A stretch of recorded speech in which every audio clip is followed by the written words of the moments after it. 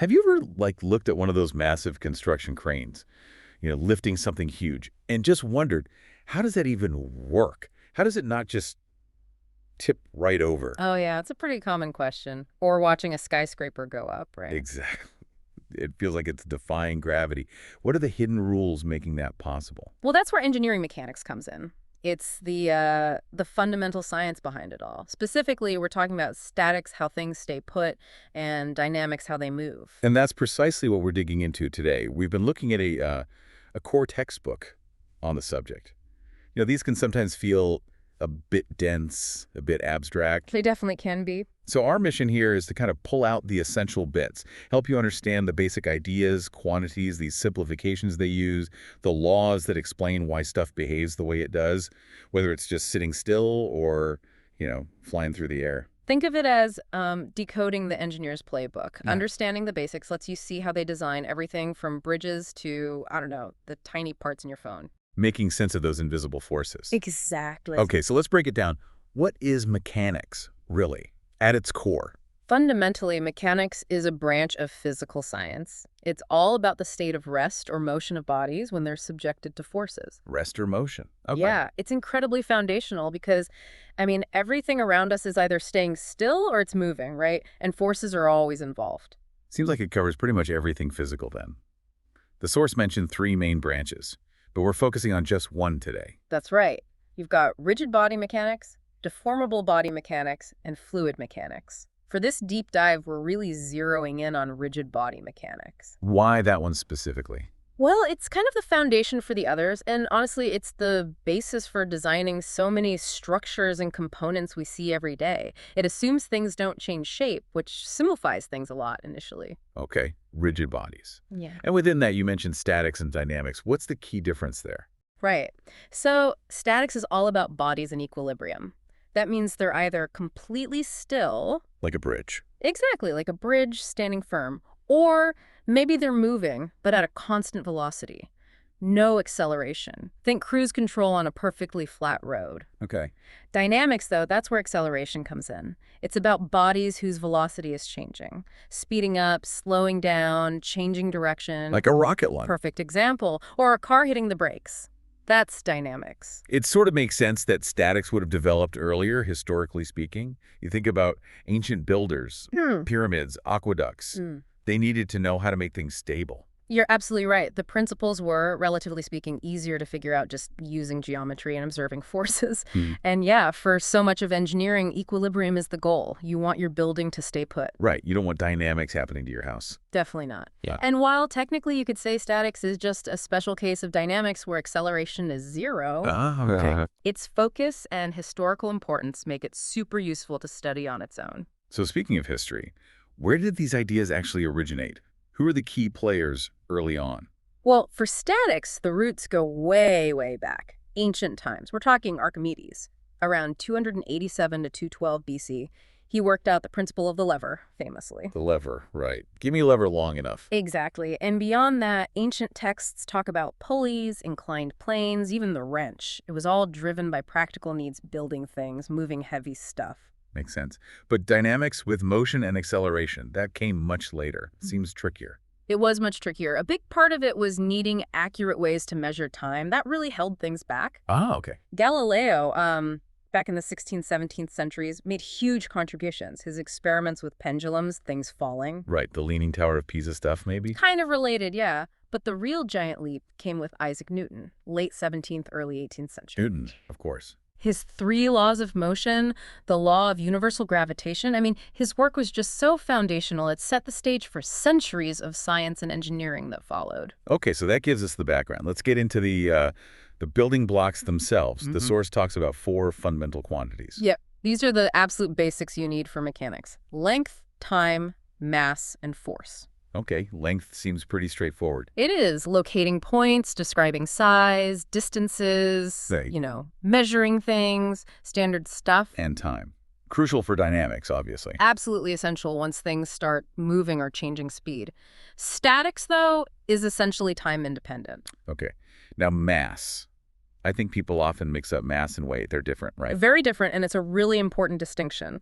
Mass is about the quantity of matter in something, how much stuff is there. Okay. It relates to gravity, sure, but critically, it's also a measure of inertia, how much an object resists changes in its velocity, how hard it is to push, basically. And the key thing, mass is absolute. It doesn't change no matter where you are. Your mass is the same on Earth as it is on the moon. Got it.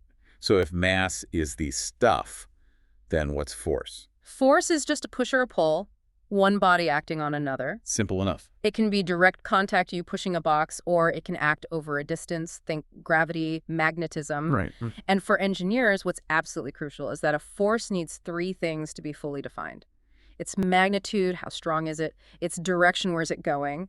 And its point of application, where exactly is it acting on the object? Magnitude, direction, point of application. Got it. Without all three, your analysis won't be right. Okay.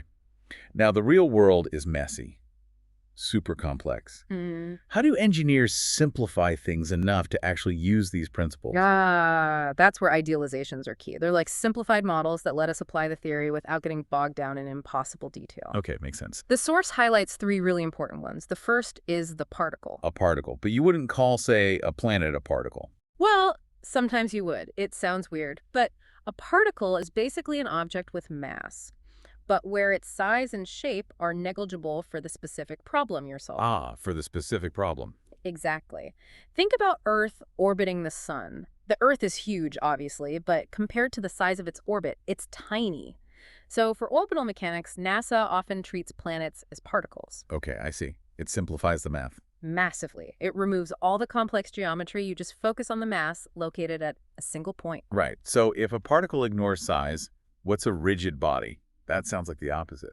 It sort of is, but it has its own simplification. A rigid body is like a collection of particles where the distance between any two particles stays absolutely fixed, no matter what forces you apply. So it doesn't bend or stretch. Exactly. Or it bends so little that we can just ignore it for the analysis. Think of a steel beam in a building. We know it does deform slightly under load, but for many calculations, treating it as perfectly rigid is a very good approximation. And that simplifies things because you don't have to worry about the material properties initially. Precisely. You focus on the overall forces in motion first. Okay. And the third, idealization. That's the concentrated force. This is where we assume a force acts at a single tiny point. Like the wheel on the rail example. Perfect.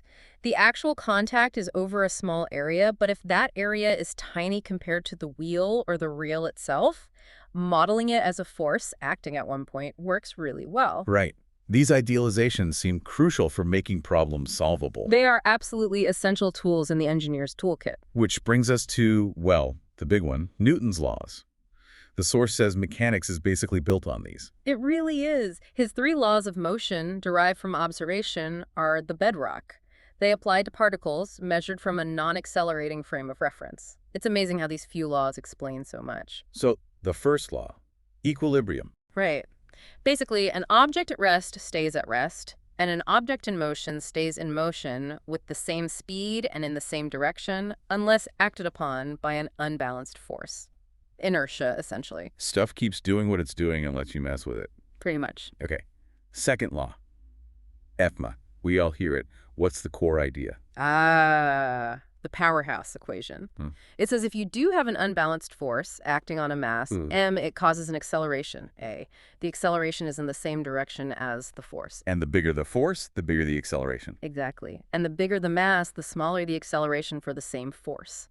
It takes more force to get a heavy thing moving quickly. This is fundamental to understanding, well, almost any kind of motion.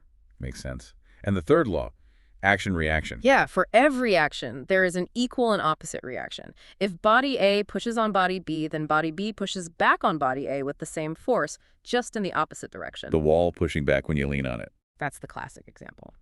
But it's also how rockets work. They push gas out backwards, action, and the gas pushes the rocket forwards, reaction. Even walking is action-reaction. You push back on the Earth. And the Earth pushes you forward. Wild. It is. It's happening constantly. And Newton also gave us gravity, the universal law. He did. The law of universal gravitational attraction. It describes the force between any two objects with mass. The formula is F equals G times M1 times M2 divided by R squared. Okay, let's break that down. F is the force. Yep. M1 and M2 are the masses of the two objects. R is the distance between their centers. And G. G is the universal gravitational constant. It's a fixed, very small number. Because G is so tiny, this gravitational force is only really noticeable when at least one of the masses is huge, like a planet. Which is why you don't feel the gravity between you and your desk. Exactly. The masses are just too small. So weight, then, is just a specific case of this. Yeah. Earth pulling on us. Precisely. Weight, W, is the gravitational force the Earth exerts on an object near its surface. Using Newton's law, you can show that W equals mg. Ah, there's the G, acceleration due to gravity. Right, and g itself is derived from g, the mass of the Earth, and the radius of the Earth. That's why g isn't perfectly constant. Everywhere, it varies slightly. And that's why astronauts weigh less in space. Their mass hasn't changed. But the gravitational force, their weight, is less because they're further from Earth or near a smaller body like the Moon. Weight depends on location. Mass doesn't. Got crucial difference. For calculations on Earth, we usually just use a standard g, like 9.81 meters south or 32.2 feet. Okay, concepts are clicking into place. Now let's talk units. Measurement. You mentioned EFMA connects things. So we can't just pick any old units for length, time, mass, and force. No, you can't. Because ESMA establishes a fixed relationship, you can only independently define 3 of those 4 quantities as base units. The 4th one has to be derived from the equation to make it consistent. Oh, okay. So the SI system, the international standard, what are its base units? SI uses the meter m for length, the second s for time, and the kilogram, kg, for mass. Meter, second, kilogram. So force is derived? Force is derived. The unit is the Newton, N. 1 Newton is defined as the force needed to give 1 kilogram an acceleration of 1 meter per second squared. Okay, so 1 kilogram times 1 meter per second equals 1 N. Exactly. And just to give you a feel for it, remember WMAJ, so a 1 kilogram mass weighs about 9.81 newtons on Earth. Right. And then there's the US system, FPS, still used sometimes. Still used, yeah. Yeah. US customary. Base units there are the foot FT for length, the second S for time, but they chose the pound. Pounds is the base unit for force. Oh, interesting. So mass is derived. Mass is derived in that system. The unit is called the slug. A slug. Seriously. Seriously. 1 slug is the mass that accelerates at 1 foot per second squared when a 1 pound force acts on it. Okay. So using M equal WG, an object that weighs 32.2 pounds on Earth has a mass of 1 slug. It sounds a bit archaic, but you still see it. Good to know the difference, and obviously you can convert between them. Oh yeah, there are standard conversion factors. Pounds to newtons, slugs to kilograms, feet to meters. Engineers need to be comfortable switching between them sometimes. Okay. Let's talk managing the numbers themselves. Engineers work with tiny scales, huge scales. Prefixes must be essential. Absolutely critical. Prefixes are shorthand for powers of 10. Giga G for billions, 109. Mega M for millions, 106. Kilo K for thousands, 103. And on the small side. Millim for thousandths, 10 to 3. Micro for millions, 10 to 6. Nano N for billions, 10 to 9. So instead of writing 5 million newtons, you just write 5 mn. Exactly. Or 0.002 meters becomes 2 millimeters. Much cleaner. And the kilogram is weird here, right? It's a base unit but already has a prefix. It is unique that way. The kilo is built into the SI base unit of mass. When you're actually doing calculations, are there rules for handling these units and prefixes to avoid, well, disasters? Definitely. There's sort of grammar involved, like use a dot for multiplication. KEG-MSO, not KEG-MSSana. That dot clarifies its multiplication. And MS means millisecond, totally different from M's, which would be meter second. Double details matter. Hugely. Also, exponents apply to the prefix and the unit. So km means kilonewton squared, not k times n squared. Okay. And generally, try to avoid prefixes in the denominator. Write KONM, not NMM. It's just clearer. What's the best practice for calculations then? Convert everything to base units with powers of 10 first. Do the math. Then convert your final answer back to an appropriate prefix, aiming for a number between, say, 0.1 and 1,000. Keeps things manageable. Right. Makes results easy to compare. What about just general calculation accuracy? 2 big things here: dimensional homogeneity and significant figures. Dimensional homogeneity. Sounds important. It's super important. It just means every term in an equation must have the same units. If you have an equation for distance, like SVT plus hepdox, every single term, SVT at n above stuff, must end up having units of length, like meters. Ah, it's a way to check your algebra. It's a powerful check. If the units don't match, you've made a mistake somewhere. Period. Okay. And significant figures. How precisely should we state answers? Sig figs tell you the reliability of your number. It's about how many digits are meaningful. It can get fuzzy with zeros sometimes, like is 5200, 2, 3, or 4 sig figs. Right. That's why engineering notation, like 5.2 by 10 mottos or 5.2L by 10 motto, it is useful. It makes the significant figures explicit. And rounding rules. General rule, 5 or greater rounds up the previous digit, less than 5 doesn't. What if it's exactly 5? Ah, the special case. The convention often used in technical fields is round half to even. If the digit before the 5 is even, you don't round up. So 2.45 becomes 2.4. If it's odd, you do round up. So 2.35 becomes 2.4. But interesting. Why? It avoids systematically biasing result upwards over many calculations. It tends to average out. Clever. And a practical tip for calculations. Don't round intermediate steps. Keep the full precision in your calculator. Only round the final answer. To how many sig figs typically? In engineering mechanics, usually 3 significant figures is appropriate. That often matches the precision of the data you started with. Okay, so we've got the history, concepts, units, math hygiene. How do engineers actually tie this all together to solve real problems? Is there a standard approach? There is, yeah. And honestly, solving problems is the best way to learn this stuff. Reading is one thing, doing is another. So what's the playbook? First, read the problem carefully. Really understand what's being asked and connect it to the principles you know. Okay. Second, draw diagrams. Clear, large diagrams. Label everything. List your knowns and unknowns. A good diagram is often half the solution. I can see that. Then apply the principles. Exactly. Write down the relevant equations based on the physics. And right away, check for dimensional homogeneity, make sure those units work out. Cache errors early. Yep. Then solve the equations. Get your numerical answer. Report it to the appropriate significant figures, usually 3. And you're done. Not quite. The crucial last step. Evaluate your answer. Does it make sense? Is it reasonable? Use your intuition, your common sense. Could a bicycle chain really withstand that much force? This sanity check is vital. Don't just trust the calculator blindly. Never. And one last piece of advice. Maybe sounds basic, but work neatly. It genuinely helps you think more clearly. Messy work often leads to messy thinking and errors. That's solid advice. Wow, okay. So we've gone from wondering how a crane stays up through Archimedes and Newton down to base units, slugs, and significant figures. It's quite a journey. It really is.